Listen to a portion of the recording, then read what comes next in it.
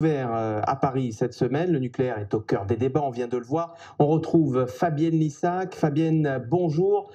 Quel Bonjour. rôle, Fabienne, joue le nucléaire dans une société à bas carbone?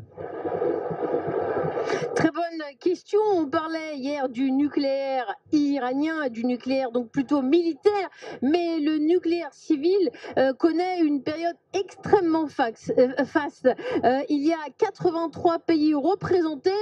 Je remarque qu'il n'y a aucun pays du Moyen-Orient dans ce salon, le World Nuclear Forum, qui est la grand-messe du nucléaire. La France est un acteur important et il y a énormément d'innovations.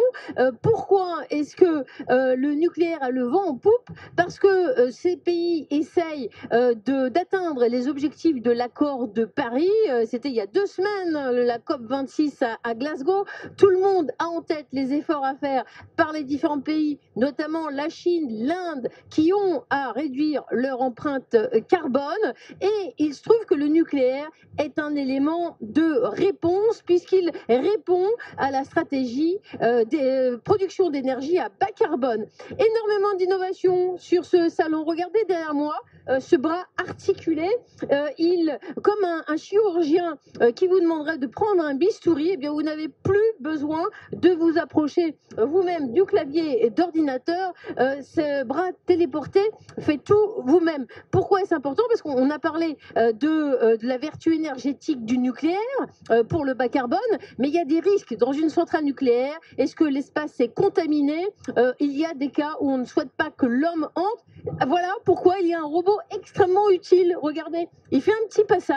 Il vient tout juste d'être conçu. Ce n'est pas encore opérationnel dans les centrales nucléaires, mais là où l'homme ne pourra pas aller, eh bien, ce robot de Boston Dynamics permettra de porter des charges et d'aller dans des espaces qui sont susceptibles d'être irradiés.